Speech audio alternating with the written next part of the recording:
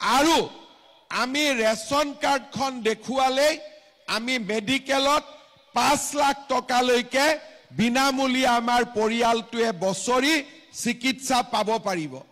ইয়াৰ পিছত ৰেশন কাৰ্ডখনৰ লাভ কি?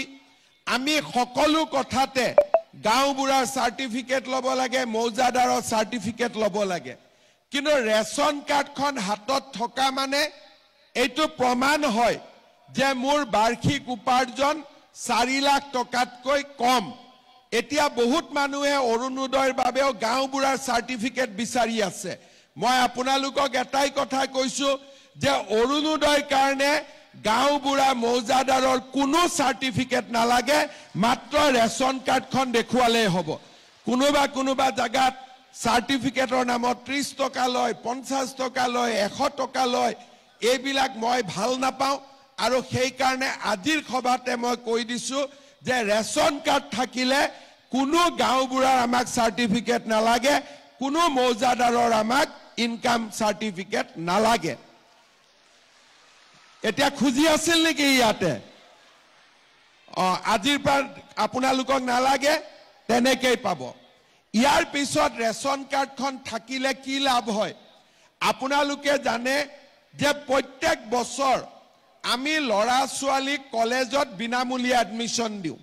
এতিয়া বিনামূলীয়া এডমিশ্যন দিয়াৰ কাৰণেও কলেজে কয় যে এখন ইনকাম চাৰ্টিফিকেট লৈ আহক। এতিয়া আমি কলেজবিলাকক কৈ দিছো যে ৰেশন কাৰ্ডে লাষ্ট চাৰ্টিফিকেট, ইয়াৰ ওপৰত আৰু একো চাৰ্টিফিকেট নালাগে।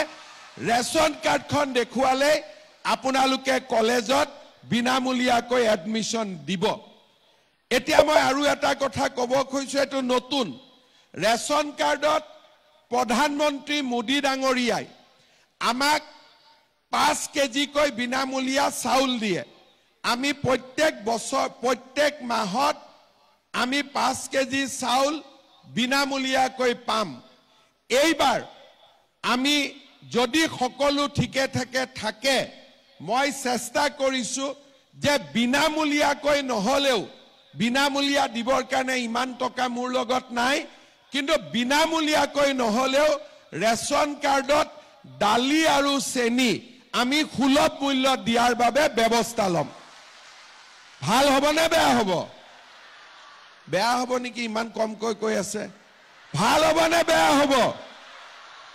বজাৰতকৈ যদি দালি অন্তত 25 টকাও কমত দিব পাৰো, চেনি যদি বজাৰতকৈ 20 টকাতকৈ হলেও দাম কমত দিব পাৰো, ভাল হ'বনে বেয়া হ'ব?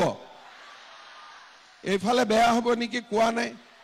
ভাল হ'বনে বেয়া হ'ব? ঠিক আছে।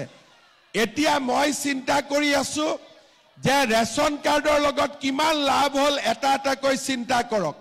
প্ৰথম ৰেশন কাৰ্ড পালো, তাৰ মানে 5 কেজি চাউল বিনামূলীয়া পালো। ৰেশন কাৰ্ড পালো, অৰুণোদয় পোৱাৰ বাবে যোগ্য হলো। তৃতীয়তে ৰেশন কাৰ্ড পালো, বেমাৰ আজাৰ হলে 5 লাখ টকালৈকে ট্ৰিটমেণ্ট হ'ল।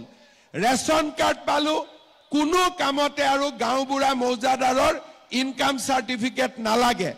আৰু লাষ্টত চেষ্টা কৰি আছো যে ৰেশন কাৰ্ডখনৰ জৰিয়তে দালি আৰু চেনিও যাতে কম দামত আমি কিনিব পাৰো। গতিকে এখন